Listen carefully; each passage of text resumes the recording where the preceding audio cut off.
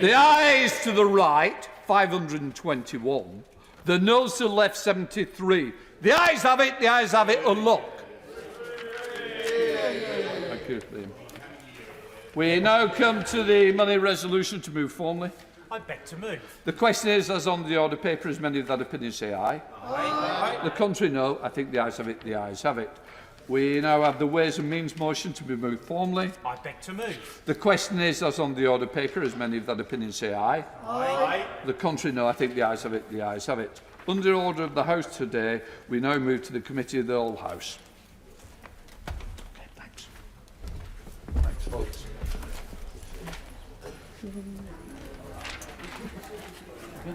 Order.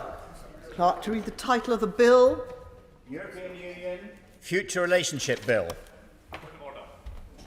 Point of order, Mr David Linden. Thank you very much, Madam Deputy Speaker. We find ourselves in the rather bizarre situation today when we are being told that Parliament is taking back control, where this entire charade of Committee of the Whole House will conclude without any member being able to speak, or indeed the 14 pages worth of amendments that have been tabled by honourable and right honourable members being able to be considered.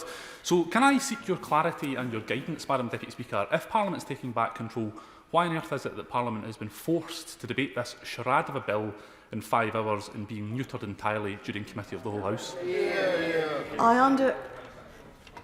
I thank the honourable gentleman for his point of order, and it is a perfectly reasonable question to ask at this stage in the proceedings.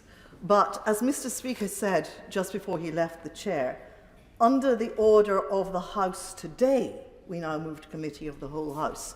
The House decided this morning on the timetable motion under which we are operating, and that is the answer to the honourable gentleman's question. But I'm sure he will also have noted that unusually we are in a position where this bill, being taken in these unusual circumstances at this time, can only be either rejected or passed in its entirety, and therefore the opportunity for any change has long passed, and the honourable gentleman cannot possibly argue that these matters have not been discussed and argued at length and in depth for many years.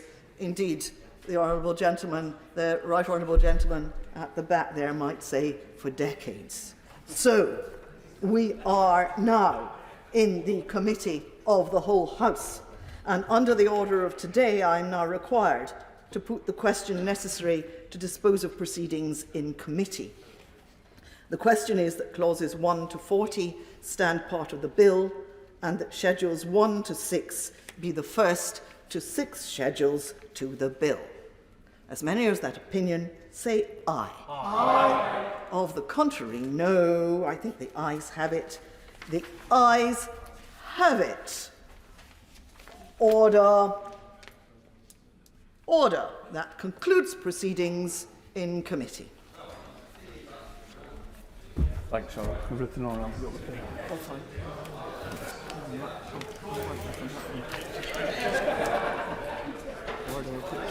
Order whip to report. Okay. Order. That concludes proceedings in committee. Order. Whip to report. I'm just going to deal with the whip report and then I'll come back.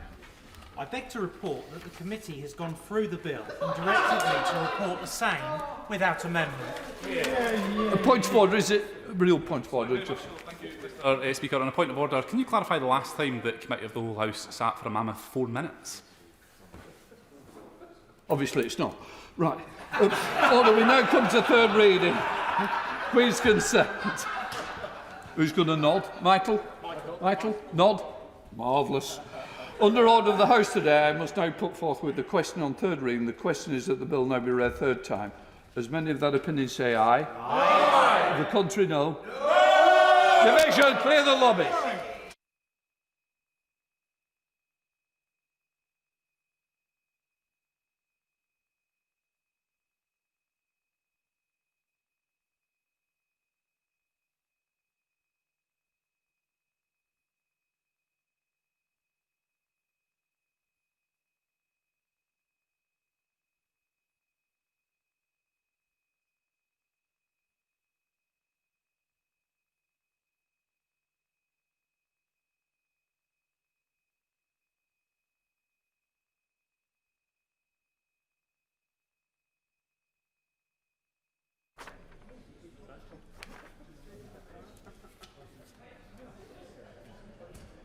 on, folks.